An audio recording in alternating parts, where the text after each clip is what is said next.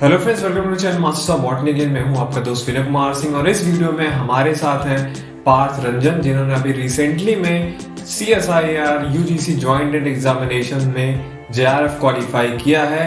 और इस वीडियो में वो आपके साथ बहुत सारी चीज़ें शेयर करेंगे, कैसे उनको क्या चीज़ें मोटिवेट करी CSIR के लिए, उनका स्ट्रेटजी क्या था, अल्टीमेटली वो जो प्रेशर होता है CSIR का, इसके एग्ज़ाम का इतना वास्ट सिलेबस है, तो उन्होंने कैसे इसको ओवरकम किया। तो आइए मिलते हैं हम पार्थ रंजन जी से।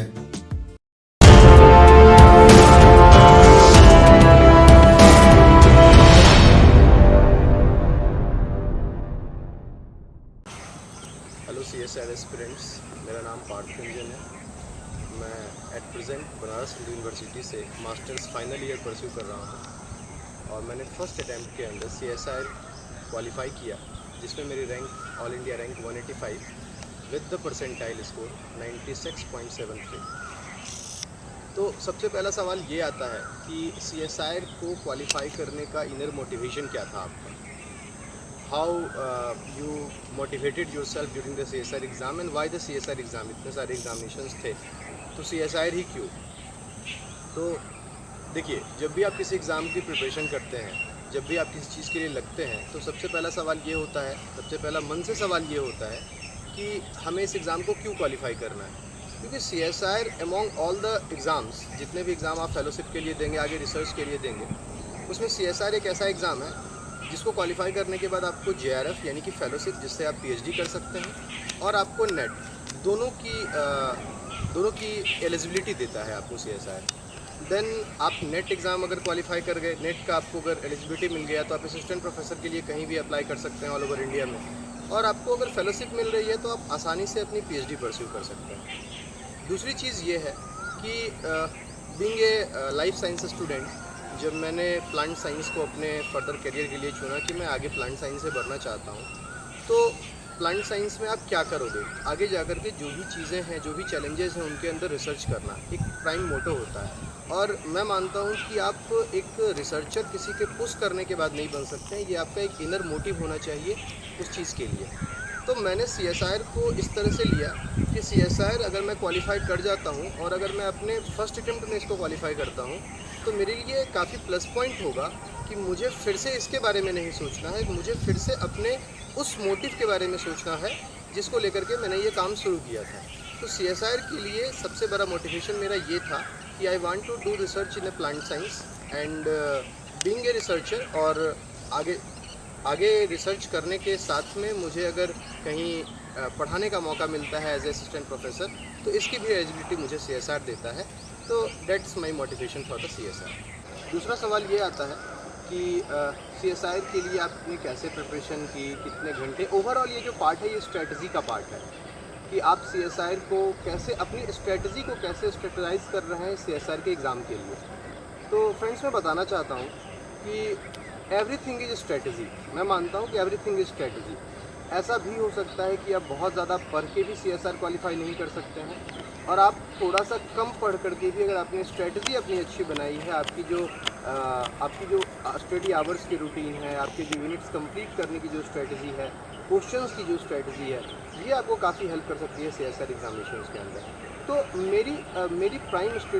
मेरा जो प्राइम फोकस था वो क्या था CSIR में, मैं स्ट्रेटजी के कुछ हिस्से बता रहा हूँ। जैसे पहला हिस्सा ये आता है कि कितने घंटे की स्टडी आप CSIR के लिए कर रहे हैं। Friends, hours doesn't matter. मैं बार बार इस बात को कह रहा हूँ कि आवर्स डजेंट मैटर। देखिए, घंटे को मान करके कि आपको कितने घंटे CSIR के लिए पढ़ना है, और मैं 5 घंटे पढ़ लिया और CSIR को मैंने कंप्लीट कर लिया, ऐसे आप CSIR तो क्वालिफाई नहीं कर सकते हैं। आपको ये मानना पड़ेगा, लाइक मेरी जो स्ट्रेटजी थी वो मैं बता रहा हूँ पहले, कि मैंने एक टॉपिक डिसाइड किया, उस टॉपिक को मैंने मार्क किया, उसके क्वेश्चंस मैंने मार्क किए टॉपिक्स के, और उस क्वेश्चंस के बेसिस पे मैंने टॉपिक्स को पढ़ना स्टार्ट किया CSIR के लिए। तो इससे क्या हुआ कि CSIR ने पिछले पास्ट 10 ईयर्स के अंदर जो भी क्वेश्चंस पूछा है अपने एग्जामिनेशंस में, जो भी चीज़ें CSIR बार बार आस्क कर रहा है, जो भी चीज़ वो आपसे जानना चाह रहा है, कहाँ वो आपको फंसाना चाह रहा है, कहाँ वो आपसे नेगेटिव करवाना चाह रहा है, ये सारी चीज़ें आपको आसानी से आपके दिमाग में क्लियर कट हो जाती हैं। देन आप अपनी बुक्स की रेफरेंस सही तरीके से ले सकते हैं कि मुझे किताबों में से किन पॉइंट्स को पकड़ना है, किस पॉइंट्स के मुझे स्टिकी नोट्स बनाने हैं जो बार बार आ रहा है और लेकिन मेमोरी से फॉरगेटेबल पॉइंट्स हैं। तो ये जो स्ट्रेटजी का हिस्सा है ये आपको करना पड़ेगा। घंटे मैटर नहीं करते हैं। हो सकता है कि आपने एक यूनिट टारगेट किया, आपने 2 घंटा, मैटर करता है आउटपुट। आपने अगर 5 घंटे पढ़ाई की और उसमें अगर आप 5 घंटे के अंदर 4 घंटे आप सिंसियर हो तो वो मैटर कर रहा है। दूसरा, मैं पढ़ाई का एक पोमोडोरो टेक्निक है जिसको मैं हमेशा फॉलो करता था। उस टेक्निक के अंदर क्या है कि आप कभी भी एक लॉन्ग आवर्स की शिफ्टिंग आप मत लीजिए। मेरा टेक्निक ये था पढ़ने का कि मैं 50 मिनट्स की मैं स्टडी करता था और 50 मिनट्स के बाद मैं 10 मिनट्स का ब्रेक लेता था। तो इससे क्या होता था कि जो 50 मिनट में मैंने पढ़ा, उस 10 मिनट का जो मैंने ब्रेक लिया, वो चीज़ मेरे ब्रेन के अंदर रिकॉल होती चली जाती थी। फिर मैं 50 मिनट्स पढ़ता था या 25 मिनट्स पढ़ता था और मैं 5 मिनट का ब्रेक लेता। तो आपके पास दो है, आप 25 पढ़ो, 25 मिनट्स पढ़ो, 5 मिनट का ब्रेक लो, 50 मिनट्स पढ़ो या 10 मिनट का ब्रेक लो। आप इसको अपने अकॉर्डिंग भी कर सकते हैं। हमेशा याद रखिएगा, स्ट्रेटजी वही सही होती है जो आपके लिए काम करती है। मेरे लिए जो काम कर रही थी मैंने वो काम किया, जो आपके लिए वर्क करती है आप वो काम कीजिए। तो this is all about the strategy in the terms of CSIR, like कितने घंटे की स्टडी और कैसे आपने अपने रूटीन को। दूसरा हिस्सा आता है रूटीन का। जैसे मैं CSIR की प्रिपरेशन के दौरान मेरा मास्टर्स भी चल रहा था। एज़ यू ऑल नो कि ये पेंडेमिक इरा था हमारा। अब पेंडेमिक में क्या हुआ कि हमारे सेमेस्टर्स ऑनलाइन में हो गए। देन हम थर्ड सेमेस्टर्स के अंदर यूनिवर्सिटी आए और काफ़ी प्रेशर हम पे यूनिवर्सिटी के वर्क का आ गया, लाइक असाइनमेंट्स, प्रैक्टिकल्स। आपको बार बार यूनिवर्सिटी जाना है, वहाँ पे आपको क्लासेस चल रही हैं, आपकी लैब्स अटेंड करना है आपको। अब इन सब के दरमियान CSIR तो सिर्फ बॉटनी का सेक्शन है नहीं, CSIR के अंदर आपको एक ब्रॉड रेंज कवर करना पड़ता है पूरे लाइफ साइंस का। तो इसके लिए मैं ऐसा करता था कि क्लासेस तो अटेंड करने ही होते थे, लेकिन जो क्लासेस के बाद का समय होता था मैं उसमें बुक्स फॉलो करता था, रेफरेंस बुक फॉलो करता था और जहाँ पे मुझे बातें समझ में नहीं आती थी उन चीज़ों को मैं वीडियोज़ के थ्रू कवर करता था। हाँ, एक चीज़ आपको मानना पड़ेगा कि आपको एक्स्ट्रा एफर्ट तो देने की ज़रूरत है। आप ऐसे नहीं कर सकते हो कि CSIR के अंदर आप शॉर्टकट टेक्निक से CSIR क्वालिफाई नहीं हो सकता है, मेरा ऐसा मानना है। शॉर्टकट टेक्निक से आप कुछ और क्वालिफाई कर सकते हो। CSIR जैसे ब्रॉड एग्ज़ाम के अंदर जहाँ इतना कंपटीशन है, इसके लिए आपको एक प्रॉपर अपने आप को ओरिएंट करना पड़ेगा उस एग्ज़ाम की नीड के अकॉर्डिंग, एग्ज़ाम क्या चाह रहा है। क्योंकि मैंने कहीं सुना था कि before giving the exam you must should know the nature of the exam. आपको एग्ज़ाम के नेचर के बारे में काफ़ी अच्छा पता होना चाहिए। तो दूसरी स्ट्रेटजी तो ये थी कि मेरा मास्टर्स चल रहा था, उसके साथ में मैं अपने आवर्स का मैनेजमेंट कैसे करता था। और यहाँ भी मैं बार बार कह रहा हूँ कि यहाँ भी आप अपने तरीके से इसको ओरिएंट कर सकते हैं। लाइक आप दिन में पढ़ना चाहते हैं कि रात में पढ़ना चाहते हैं, जो चीज़ आपको सूट करती है। ऐसा कोई भी नहीं है कि कोई कह रहा है कि दिन के अंदर ऐसे पढ़ लो तो बहुत ज़्यादा पढ़ लोगे, नहीं। आपको अगर लग रहा है कि रात में आप पढ़ रहे हो और चीज़ें आपके दिमाग में ज़्यादा जा रही है, आपके क्वेश्चन ज़्यादा लग रहे हैं, तो डेट्स ओके। जो तीसरा पॉइंट स्ट्रेटजी का आता है वो ये है कि CSIR के लिए कैसे अपने आप को किन रिसोर्सेज के ऊपर अपने आप को रिले करें। देखिए, रिसोर्सेज एक ऐसी चीज़ होती हैं कि जो बहुत इंपॉर्टेंट रोल प्ले करती हैं आपके CSIR एग्जामिनेशन में। अब ये रिसोर्सेज वीडियोस भी हो सकती हैं, ये रिसोर्सेज आपके रेफरेंस बुक्स भी हो सकती हैं, ये रिसोर्सेज कुछ और भी हो सकता है। तो अब इसमें कैसे चुनाव करें, क्योंकि इतना बड़ा मार्केट है और लोग कोचिंग इंस्टीट्यूशंस आपको लगातार मेल किए हुए हैं, आपको फ़ोन कॉल्स कर रहे हैं कि हमारा कोचिंग ज्वाइन कर लीजिए, ये कर लीजिए, वो कर लीजिए। देखिए, मैं आपको बार बार कह रहा हूँ, CSIR के लिए आपके और CSIR के बीच में एक डायरेक्ट रिलेशन होना बहुत ज़रूरी है। मीडिएटर्स आर ओके, लेकिन वहीं तक उनका स्थान होना चाहिए जहाँ पे आपको चीज़ें समझ में नहीं आ रही हैं। अब मैंने कैसे किया और फिर क्या करना चाहिए मेरे हिसाब से, वो मैं बताने जा रहा हूँ आपको। CSIR के अंदर आप अगर यूनिट्स को फोकस करें तो CSIR में आपके पास टोटल 13 यूनिट्स का कवरेज है। तो सवाल ये उठता है कि आखिर मैं कितने यूनिट को कंफर्म कर लूँ तो मेरा CSIR एग्जामिनेशन हो जाएगा। दोस्तों ध्यान से सुनिएगा इस पोर्शन को। तो सबसे पहला यूनिट है बायोकेमिस्ट्री। मेरा सबसे पहला मंत्र है CSIR के लिए, do not go through shortcuts. वो always choose reference book over anything. Because reference book जब आप पढ़ते हो तो उसमें ये होता है कि एक एक यूनिट को, एक एक टॉपिक को एक बड़े ऑथर ने, एक साइंटिस्ट ने अपने रिसर्च के बाद लिखा है। और आप देख लो CSIR के क्वेश्चंस उठा करके, वो कितनी प्रैक्टिकल वे में क्वेश्चंस को पूछ रहे हैं, कितने ग्राफिकल वे में क्वेश्चंस को पूछ रहे हैं कि आप अगर कुछ ऐसे ही यूट्यूब चैनल्स को उठा करके आप CSR की प्रिपरेशन करोगे, माइट भी पॉसिबल आपको हेल्प मिलेगी, लेकिन एक कंप्लीट कवरेज आपको रेफरेंस बुक्स के थ्रू ही CSR का मिलेगा। तो पहला यूनिट जो है वो है बायोकेमिस्ट्री। आप बायोकेमिस्ट्री के लिए मैंने जो बुक फॉलो की थी वो थी लेनिंजर। आप लेनिंजर एक ब्यूटीफुली रिटन बुक है, बहुत अच्छे से लिखी हुई बुक है, और आप कभी भी इस बात के लिए मत डरना कि आप एक अच्छी यूनिवर्सिटी में अगर नहीं पढ़ रहे हो, आप कोई छोटी सी स्टेट की यूनिवर्सिटी में पढ़ रहे हो, आपके पास अच्छे टीचर्स नहीं हैं। देखिए मैंने भी BSc कोई बहुत बड़ी यूनिवर्सिटी से नहीं किया था, बट मेरे अंदर एक झील था। मैं तो जहाँ से मैं बिलोंग कर रहा हूँ वहाँ पे हायर एजुकेशन के लिए बहुत ज़्यादा कोई क्रेज़ नहीं है। लोग हमेशा एक गवर्नमेंट जॉब और बिल्कुल शॉर्टकट रास्ते से जितनी जल्दी एक जॉब पाने की लालसा होती है, साइंस और हायर एजुकेशन का कोई बहुत बड़ा झील नहीं था। लेकिन वहाँ भी मुझे अपना रास्ता बनाना था, तो मैंने बनाया। तो CSR के लिए आपको हर हाल में रेफरेंस बुक को टच करना ही पड़ेगा, इस बात को तो आप मान लो। तो बायोकेमिस्ट्री की बुक एक यूनिट्स आप CSR जो देखोगे तो पहली यूनिट बायोकेमिस्ट्री है, दूसरी यूनिट सेल बायोलॉजी है, तीसरी यूनिट मॉलिक्यूलर बायोलॉजी है। तो आपको हर यूनिट्स के लिए एक पार्टिकुलर रेफरेंस बुक चुनना पड़ेगा, जिससे आपको अपने टॉपिक्स का कवरेज करना पड़ेगा। अब सवाल ये उठता है कि रेफरेंस बुक तो पता चल जाएगा, लेकिन उसको पढ़े कैसे उस रेफरेंस बुक को। देखो मैं वही बात पे आ रहा हूँ फिर से कि जैसे लेनिंजर है, तो अब मुझे कैसे पढ़ना है लेनिंजर को बायोकेमिस्ट्री के लिए।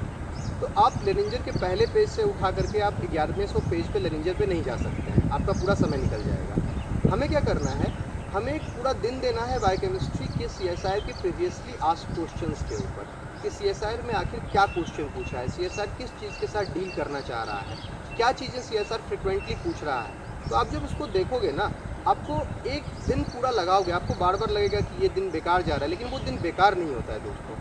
उसमें आपको ये पता चल जाता है कि क्या पढ़ना है, क्या छोड़ना है। और जब उस क्वेश्चंस को बारीकी से पढ़ करके एक बार आप लेनिंजर के ऊपर जाओगे, तो आपके दिमाग में वही चीज़ें सेट होगी ना जो चीज़ें बार बार पूछी जा रही है। आपका दिमाग कनेक्ट कर पाएगा उन लाइंस के साथ में जो लाइंस CSR बार बार उस बुक से उठा करके पूछ रहा है, जो ग्राफ्स पूछ रहा है, जो प्लॉट्स पूछ रहा है वो। तो आप बायोकेमिस्ट्री के लिए लेनिंजर फॉलो कर सकते हो, जिसमें आपको glycolysis, gluconeogenesis, Krebs cycle, ETC सबके पाथवेज दिए हुए हैं बहुत ब्यूटीफुली। रामाचंद्रन प्लॉट, बार बार क्वेश्चंस रामाचंद्रन प्लॉट से आता है। एमिनो एसिड्स प्रोटीन स्ट्रक्चर आप छोड़ नहीं सकते हैं। DNA के जो बेसिक कैरेक्टर्स होते हैं, DNA RNA, उनके बीच के जो डिफरेंसेस होते हैं, ये आपको पढ़ना होगा। कुछ जो आपको बायोफिजिकल प्रॉपर्टी से रिलेटेड चीज़ें होती है, लाइक थर्मोडाइनमिक्स से रिलेटेड, आप उसको भी वहाँ से कवर कर सकते हैं। तो बायोकेमिस्ट्री के लेनिंजर फॉलो करो। कुछ और बुक्स हैं लाइक वाइट एंड वाइट, तो मैंने वाइट एंड वाइट नहीं पढ़ी थी, आप चाहें तो फॉलो कर सकते हैं वाइट एंड वाइट। मैं अगर दूसरी यूनिट की बात करूँ तो दूसरा यूनिट है आपको cell biology. Cell biology is again a very fundamental unit, आप उसको स्किप नहीं कर सकते हो। तो सेल बायोलॉजी के लिए जो मैंने बुक फॉलो की थी वो थी कार्प की, गेरार्ड कार्प की बुक मैंने सेल बायोलॉजी के लिए फॉलो की थी। और ये बहुत खूबसूरत से लिखी हुई किताब है सेल बायोलॉजी की, जिसमें आपको बहुत ज़्यादा डिटेल तो नहीं दिया गया है, लेकिन इतना ज़रूर दिया गया है कि आप अगर उस बुक को पढ़ते हो तो आपको सेल बायोलॉजी के यूनिट का एक ओवरऑल ग्लिम्पस बहुत अच्छे तरीके से मिल जाएगा। और क्वेश्चंस लगते हैं, बहुत लोग अल्बर्ट फॉलो करते हैं, मैंने कुछ पार्टिकुलर यूनिट अल्बर्ट से फॉलो करी थी, बट मेजरली मैंने CSR के लिए सेल बायोलॉजी के लिए पढ़ा। जो तीसरी यूनिट है वो है मॉलिक्यूलर बायोलॉजी की, again a very fundamental unit, आप स्किप नहीं कर सकते हो। तो मॉलिक्यूलर बायोलॉजी के लिए जो मैंने बुक फॉलो करी थी वो थी लेविन्स जीन्स 11। लेविन्स जीन्स की एक सबसे खास बात मुझे ये लगी, जिसलिए मैंने उस बुक को प्रेफर किया था, कि उस बुक के अंदर बहुत एक्सपेरिमेंटल वर्क के ऊपर टॉपिक का कवरेज है। और दूसरी चीज़ जो है कि बुक्स के स्टार्टिंग में एक पूरे बुक का एक चैप्टर की आउटलाइन होती है। उस आउटलाइन के अंदर वो उस बुक ने क्या किया है कि उस चैप्टर के जितने भी इम्पोर्टेंट पॉइंट्स हैं, जितने एंजाइम्स हैं, हर एक स्टेप में जो चीज़ें हो रही है, उसको बिल्कुल 4-5 पॉइंट्स के अंदर हर सेक्शंस को समराइज़ करके 2-3 पेज का एक आउटलाइन बनाया है। तो मेरे लिए बेनिफिट ये होता था कि जब मैं एक बार उस चैप्टर को, जिससे मैंने ट्रांसक्रिप्शन कंप्लीट किया, मैंने अपने भी नोट्स ट्रांसक्रिप्शन के बना लिए, उसके बाद जब मैं चैप्टर आउटलाइन पे जाता था, वहाँ मुझे एक ही बार में ये पता चल जाता था कि मैंने इस चैप्टर में आखिर पढ़ा क्या है।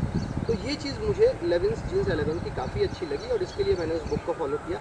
आप चाहें तो वाटसन भी फॉलो कर सकते हैं, it is again a very good book. Then molecular biology के बाद आप फॉलो कर सकते हैं, नेक्स्ट जो यूनिट है वो है सेल सिग्नलिंग की। मैंने सेल सिग्नलिंग यूट्यूब वीडियोस के थ्रू कवर की थी। अलग अलग एडुकेटर्स अलग अलग वीडियोस बनाते हैं, तो मैंने उसके थ्रू सेल सिग्नलिंग कवर की थी। कुछ जो पोर्शंस होते हैं वो मैंने सेल की अल्बर्ट से पढ़ी थी सेल सिग्नलिंग की, लेकिन मेजरली मैंने इसको यूट्यूब वीडियोज़ के ही थ्रू कवर किया था। नेक्स्ट यूनिट है developmental biology. Developmental biology being a plant science student हमारे लिए ये एक बहुत बड़ा चैलेंज था कि हम कौन से यूनिट छोड़ें, क्योंकि 13 के 13 यूनिट्स CSIR में इतने कम समय में और मास्टर्स के साथ ये करना बहुत मुश्किल था। तो मैंने ये डिसाइड किया कि जो डेवलपमेंटल बायोलॉजी है उसमें मुझे जो पहला टॉपिक है उसका, जहाँ पे बेसिक डेवलपमेंटल बायोलॉजी है वो पढ़ लेना है, और जो प्लांट डेवलपमेंटल बायोलॉजी है वो पढ़ लेना है। जो एनिमल्स के सेक्शन थे बीइंग वेरी जेन्युइन, मैंने उसको स्किप किया था। नेक्स्ट जो यूनिट है आपकी डेवलपमेंटल बायोलॉजी के बाद, हाँ, डेवलपमेंटल बायोलॉजी की बुक के बारे में कुछ लोग पूछते हैं, तो गिलबर्ट की बुक आती है डेवलपमेंटल बायोलॉजी की, बट आप चाहें तो इसको वीडियोज़ के थ्रू यूट्यूब पे अच्छे एजुकेटर्स के वीडियोज़ भी हैं फ्री में, आप उससे भी कवर कर सकते हैं, आपके क्वेश्चंस लगेंगे। नेक्स्ट यूनिट जो है प्लांट फिजियो, तो मैं आपको दिल से बताता हूँ कि मेरा आगे रिसर्च का भी इंटरेस्ट, और मेरा जो बहुत फेवरेट यूनिट है वो प्लांट फिजियो, जिसने मुझे बहुत हेल्प किया। क्योंकि प्लांट फिजियो के इस बार के जो क्वेश्चंस थे उसमें कुछ क्वेश्चंस ऐसे थे कि अगर आप सिर्फ प्लांट फिजियो पढ़ के जाते हो नॉर्मल कि हाँ आपने प्लांट फिजियो पढ़ा है, हो सकता है आप उसमें से 2-4 क्वेश्चन छोड़ के आ जाते हो। लेकिन प्लांट फिजियो मैंने इस तरीके से पढ़ा था कि मेरे सारे क्वेश्चंस लगे और सब मैंने सही करके आए प्लांट फिजियोज़ के अंदर। तो ये काफ़ी इंपॉर्टेंट था कि मैंने कौन सी बुक फॉलो की। तो प्लांट फिजियो में लोग फॉलो करते हैं केजन जिजर, लेकिन मैंने जो बुक फॉलो की प्लांट फिजियो में वो थी biochemistry and molecular biology of the plants by Buchanan and Russell. ये बुक मैं कह सकता हूँ कि मेरी अभी तक की मेरे लाइफ में मैंने जितनी भी किताबें पढ़ी है उसमें से सबसे बेहतर किताब जो है वो ये बुक है, biochemistry and molecular biology of the plants by Buchanan. इस बुक की सबसे खास बात ये है, इन्होंने एक्सपेरिमेंटल वे में कोई भी टॉपिक अगर आपको समझाना है ना उनको कि कोई भी पार्टिकुलर प्रोटीन है, पार्टिकुलर जीन है, उसका फंक्शन क्या हो सकता है, तो इनका सबसे अच्छा तरीका क्या है, वो उसके म्यूटेंट वर्जन को उसको समझाते हैं। और वो चीज़ें इतनी शानदार है, इतना अच्छा लगता है पढ़ने के अंदर कि एक बार में आपको किसी प्रोटीन का फंक्शन याद हो जाता है कि फलाना प्रोटीन है, उसका म्यूटेशन हो गया, अब वो म्यूटेशन के बाद ये वाला जो फंक्शन है वो उसमें इनहिबिट हो गया, वो रुक गया, तो इसका मतलब इस प्रोटीन का ये फंक्शन है। तो प्लांट फिजियोलॉजी के अंदर बहुत ज़रूरी है कि आप पूरी प्लांट फिजियोलॉजी की कनेक्शंस आपके दिमाग में बननी चाहिए। केजन जिजर मैंने बहुत ज़्यादा नहीं पढ़ा था, मेरी बुक यही थी प्राइम, और मैं क्वेश्चंस प्लांट फिजियो के अंदर बहुत किया था मैंने। जो नेक्स्ट है एनिमल फिजियोलॉजी, तो मैं अपने बारे में एक आपको बात बताऊं। एक्चुअली मैं जब ग्रेजुएशन कर रहा था तो ग्रेजुएशन के वक्त में मैं एक नीट को पढ़ाता था, मेडिकल कोचिंग्स में मैंने पढ़ाया है।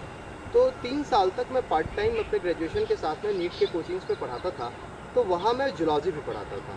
तो अब उसका कहीं ना कहीं आप जब मेहनत करते हो, लाइफ में स्ट्रगल करते हो, तो वो एक पोजीशन पे आकर के तो आपको पे करेगी, और इसने मुझे पे किया है। तो एनिमल फिजियोलॉजी मैंने तैयार तो नहीं किया था, लेकिन चूंकि मैंने पढ़ाया था और काफ़ी अच्छे से पढ़ाने के लिए जो आप पढ़ते हो वो काफ़ी अच्छे तरीके से फिर आप पढ़ते हो, तो वो चीज़ें, उन चीज़ों ने मुझे पे किया यहाँ पे। और मैं बहुत शुक्रगुजार हूँ उस समय के स्ट्रगल का कि मुझे पढ़ाने के लिए पढ़ना पड़ता था, काफ़ी मेहनत करनी पड़ती थी अपने कॉलेज और अपने पार्ट टाइम जॉब में, और उसकी वजह से जूलॉजी के 2-3 क्वेश्चंस मैं CSIR के अंदर करके आ गया।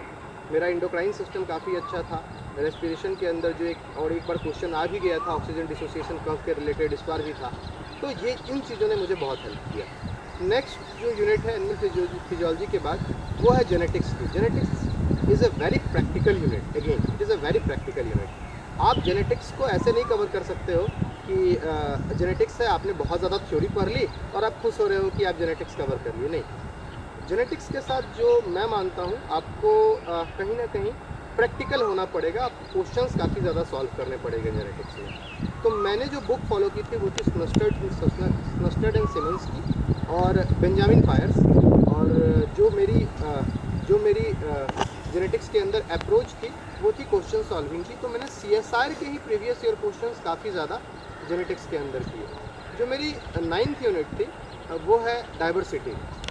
तो अगेन मैं बहुत लकी हूँ कि जो पुराना मैंने काम किया है, जो मैंने अगर नीट में पढ़ाया है, वो चीज़ों ने मुझे फिर पे किया। क्योंकि जब मैं पढ़ाता था तो जो नीट के लेवल के जो कोचिंग्स होते हैं उनकी मॉड्यूल्स पढ़नी पड़ती थी, और वहाँ पे कुछ जनरल नॉलेज की भी चीज़ें पढ़नी होती है, लाइक नेशनल पार्क कहाँ पे है, वाइल्ड लाइफ सेंचुरीज़ कहाँ पे है। और इस बार 2 क्वेश्चन इन चीज़ों से रिलेटेड थे CSIR के अंदर। तो वहाँ पे मैंने कई लोगों से बात किया, उनका वो क्वेश्चन छूट गया या गलत हो गया, बट मैं वो क्वेश्चन करके आ गया। तो डाइवर्सिटी वाला जो यूनिट है उसके लिए आप पाथफाइंडर फॉलो कर सकते हैं। और आप अगर अभी कभी आपने मेडिकल की प्रिपरेशन की होगी तो कुछ इंस्टीट्यूशंस के मॉड्यूल्स आते हैं और उन मॉड्यूल्स को डाइवर्सिटी के लिए आप बहुत अच्छे तरीके से फॉलो कर सकते हैं। That is more than enough. आपको और भी बहुत ज़्यादा करना है तो आप सिंह पांडे जैन को फॉलो कर सकते हैं। नेक्स्ट जो यूनिट है डाइवर्सिटी के बाद वो इकोलॉजी और इवोल्यूशन वगैरह का आता है।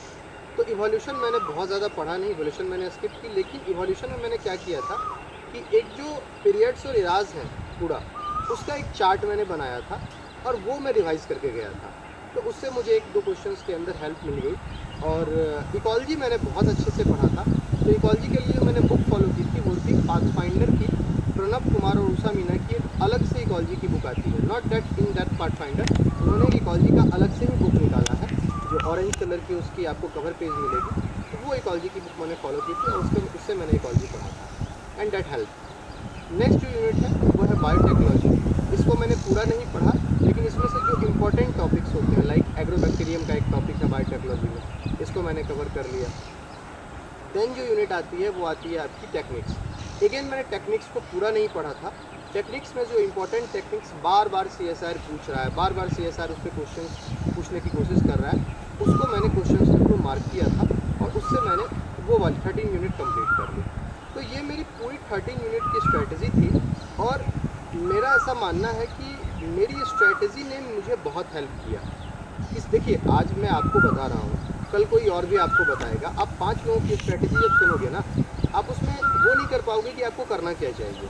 तो ये बहुत ज़रूरी है कि आप जिस भी चीज़ को फोकस कर रहे हो, आपको ये लगना चाहिए कि आपके लिए क्या वर्क कर रहा है। मेरे लिए जो वर्क कर रहा था मैंने वो काम किया, और इतने दिन से पढ़ाई करने के साथ आप मास्टर्स में आ गए होगे और अभी तभी CSIR का सोच रहे हो, तो आपको पता तो होगा कि आपकी स्ट्रेटजी का कौन सा हिस्सा किस तरह से आपके लिए काम करता है, कितना आउटपुट आपको दे करके जाता है। तो ये चीज़ हो गई। नेक्स्ट है कि इन बुक्स के साथ में क्वेश्चन प्रैक्टिस का कैसे ओरिएंटेशन करें, कैसे ऑर्गेनाइज करें क्वेश्चन को, कैसे मिक्सअप करें क्वेश्चंस की प्रैक्टिस को इस रेफरेंस बुक को पढ़ने के साथ साथ में। देखिए question solving is again a very important part. इसको कैसे करना चाहिए आपको, जो मैंने किया था वो मैं बता रहा हूँ। मैं क्या करता था, जब भी कोई रेफरेंस बुक पढ़ता था तो मैं CSIR के कुछ ऐसे अमेज़ोन के ऊपर आप सर्च करोगे, कुछ ऐसे बुक्स मिल जाएंगे जो बिल्कुल सेग्रीगेटेड क्वेश्चंस देते हैं। लाइक बायोकेमिस्ट्री है तो उसमें अब साइकिल्स जो पाथवेज हैं उनके क्वेश्चंस एक साथ में मिलेंगे आपको, प्रोटीन के क्वेश्चंस एक साथ मिलेंगे आपको, DNA के क्वेश्चंस एक साथ मिलेंगे आपको।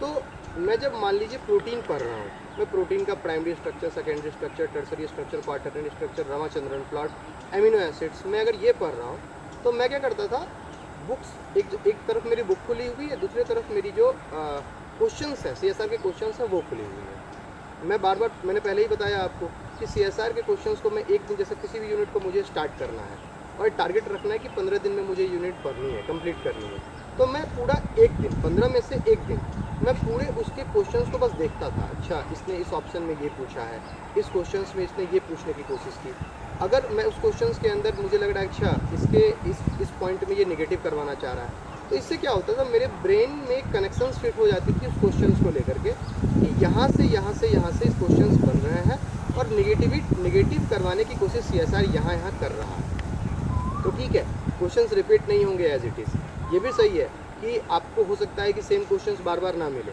लेकिन कहीं ना कहीं आप देखिए CSIR आपको स्कैन करना चाह रहा है, आपने उसको स्कैन कर लिया, तो मैंने CSIR को स्कैन कर लिया कि CSIR मुझे कहाँ फंसाना चाह रहा है। तो फिर उससे क्या हुआ कि जब मैं बायोकेमिस्ट्री की बुक पढ़ रहा हूँ तो मुझे काफ़ी मदद मिल रही है उन पॉइंट्स को सेलेक्ट करने में जिन पॉइंट्स में CSIR आपको फंसाने की कोशिश कर रहा है, आपसे नेगेटिव करवाना चाह रहा है। तो ये क्वेश्चन सॉल्विंग की ये मेरी स्ट्रेटेजी। और फिर मैंने जब एक बार बायोकेमिस्ट्री कंप्लीट किया तो एक दिन बैठ करके मैंने उन सारे क्वेश्चंस को कंप्लीट किया। तो बहुत सारे फैक्चुअल पॉइंट्स जो होते हैं वो बुक पढ़ने की बजाय आपको क्वेश्चन सॉल्विंग से आपके दिमाग में आ जाएंगे। यही चीज़ मैंने हर यूनिट के साथ करी और फाइनली वो पे किया। देखिए ये बहुत ज़रूरी था कि अगर आप मास्टर्स फर्स्ट अटैम्प्ट के अंदर CSIR क्वालिफाई कर रहे हैं तो आपके पास कुछ तो अलग स्ट्रेटजी होनी ही चाहिए थी जिसकी वजह से कर सके, क्योंकि CSIR के अंदर 2 3 4 चांस लोग देते रह जाते हैं और CSIR क्वालिफाई नहीं होता है। और फिर हम लोग का जितना हेक्टिक शेड्यूल था उसके बीच में CSIR के लिए वक्त निकालना ये बहुत बहुत मुश्किल था। तो हमने CSIR को इस तरह से स्ट्रेटजाइज किया। एक और भी क्यूरी आती है लोगों को CSIR के प्रिपरेशन के दौरान कि कई बार लोग बेसिक कॉन्सेप्ट्स नहीं जानते हैं, उनको डर लगता है रेफरेंस बुक छूने से। मतलब मैंने देखा है लोग क्या करते हैं, जैसे पाथफाइंडर की एक बुक आती है, पाथफाइंडर की बुक को लेकर के ही वो मान लेते हैं कि this is the book for CSIR और मुझे इससे CSIR क्वालिफाई हो जाएगा। जिन्होंने क्वालिफाई किया है CSIR उससे बहुत अच्छी बात है, लेकिन आप हमेशा याद रखना जिन्होंने सिर्फ पाथफाइंडर पढ़ के क्वालिफाई किया उन्होंने ज़रूर अपना बेसिक्स और अपने एक आप कह सकते हो कि बैक स्टेज में उन्होंने रेफरेंस बुक को ज़रूर टच किया होगा। आप ऐसा कभी नहीं कह सकते हो कि आप सिर्फ पाथफाइंडर बिना किसी रेफरेंस बुक को छुए, बिना किसी टेक्स्ट बुक को छुए, आप सिर्फ पाथफाइंडर की जो 2 गाइड बुक हैं, जो हेल्प बुक है, उसको पढ़ करके आपने CSIR बहुत 97-98 परसेंटाइल के साथ क्वालिफाई कर लिया। मैं ऐसा नहीं मान सकता हूँ, और किसी के साथ हुआ है तो वो लकी भी होगा, कहीं ना कहीं लक ने भी उसका साथ दिया होगा। पाथफाइंडर के ऊपर एक जो क्वेरी आती है वो ये कि क्या पाथफाइंडर पढ़ना ज़रूरी है, क्या पाथफाइंडर बिना पढ़े काम चल सकता है। देखो मेरा ऐसा मानना है कि पाथफाइंडर बहुत इम्पोर्टेंट है, लेकिन कब इम्पोर्टेंट है, जब आपने एक बार अच्छे तरीके से अपने टॉपिक्स के इम्पोर्टेंट पॉइंट्स को रेफरेंस बुक से कवर कर लिया, आपने ग्लाइकोलिसिस के पाथवेज का दिमाग में एक फ्लो चार्ट बना लिया, तब जाकर के आप पाथफाइंडर आपको एक क्या पाथफाइंडर देता क्या है, एक बहुत कम समय में बड़े टॉपिक का कवरेज देता है, तब आप पाथफाइंडर फॉलो कर सकते हो। लेकिन सिर्फ पाथफाइंडर ये कहीं ना कहीं मैं मानता हूँ ये डेंजरस हो सकता है आपकी प्रिपरेशन के लिए। लेकिन उसके बाद भी मैं कहूँगा अगर आपको लगता है कि आप पाथफाइंडर पढ़ करके CSIR क्वालिफाई कर सकते हो बिना रेफरेंस बुक को टच किए हुए, you can go for it. But my suggestion कि please don't do that, it may be dangerous for your preparation, it might be. Then last minute कुछ टिप्स हैं CSIR के लिए जो मैंने फॉलो किया, वो ये कैसे अपने आप को इस एग्ज़ाम के दौरान कूल रखें। तो आप सबसे पहली चीज़ आप कभी भी एग्ज़ाम के जो रिज़ल्ट्स हैं उसके ऊपर बहुत ज़्यादा नहीं सोचें। मेरी एग्ज़ामिनेशन में ये बात भी बहुत काम की, मैंने जो फील किया, एनालिसिस किया, अपने रिज़ल्ट का मैंने एनालिसिस किया, तो बुक्स वगैरह जो भी चीज़ें हैं इसके साथ जो एक चीज़ मुझे लग रहा है कि इस बार के एग्ज़ामिनेशन के अंदर उन चीज़ों ने मुझे बहुत हेल्प किया, वो ये था कि मैं जब एग्ज़ाम देने गया था मैं सोच के ही नहीं गया था कि मुझे CSIR क्वालिफाई करना है। मेरे दिमाग में बस इतनी सी बात थी, क्वेश्चंस देखना है, जो मेरा आज तक का नॉलेज है, जो मैंने गेन किया, जो मैंने पढ़ा है, जो मैंने क्वेश्चंस किए हैं, उसका एक बेस्ट एप्लीकेशन मुझे देना है। देखो आप इतने बड़े एग्ज़ाम को जब प्रेशराइज रूप में क्वालिफाई करने जाओगे ना, एकदम गलत होना है। कई बार आप ऐसा देखते होगे ना, आप खुद से पूछो कि अरे यार एग्ज़ाम के अंदर ये क्वेश्चन नहीं बन रहा था, घर आए तो पता चला कि अरे ये क्वेश्चन तो हम निगेटिव करके आ गए, ये क्वेश्चन तो छोड़ के आए, ये क्वेश्चन मेरा बन रहा है। ऐसा इसलिए होता है कि आप एग्ज़ाम में काफ़ी ज़्यादा प्रेशर ले लेते हो रिज़ल्ट के रिगार्डिंग। आप 180 मिनट कवर भी नहीं करते हो, आधे में ही आपके दिमाग में आने लगता है कि आप पोस्ट रिज़ल्ट पे चले जाते हो कि अब रिज़ल्ट होगा, लोग क्या सोचेंगे, लोग जान रहे हैं, पड़ोसी क्या बोल, इन सब चीज़ों को दिमाग से हटाओ, ठीक है। मैं कल तक जिनके लिए एक मतलब जो लोग मुझे जानते नहीं थे, जो लोग मुझे ऐसा कहते थे कि क्योंकि मैं अदर एक्स्ट्रा करिकुलर एक्टिविटीज़ में भी बढ़ देता था, मैं वॉलीबॉल खेलता था, तो इन सब चीज़ को लेते हुए लोगों को लगता था कि मेरा CSIR कैसे क्वालिफाई हो सकता है। लेकिन मुझे अपनी स्ट्रेटजी पे भरोसा था कि मैं जो कर रहा हूँ वो मेरे लिए वर्क कर रही थी, तो मुझे पता था कि माइट भी पॉसिबल कि मैं क्वालिफाई कर जाऊँ। तो आपको ये समझना पड़ेगा CSIR के अंदर कि अपनी स्ट्रेटजी, खुद पे भरोसा और नॉट शॉर्टकट। आप एक बार एक चांस और ले लो, आप 2 चांस में दे दो, लेकिन सिर्फ पाथफाइंडर पढ़ने से या फिर सिर्फ शॉर्टकट वीडियोस पर जाने से, एडुकेटर्स के वीडियोस पे कुछ लोग ये भी गलती करते हैं CSIR की प्रिपरेशन में, गलतियों को पॉइंट आउट कर रहा हूँ कि वो क्या करते हैं, किसी एडुकेटर को पकड़ते हैं और उसकी यूनिट 1 से यूनिट 13 तक की वीडियोस देख लेते हैं।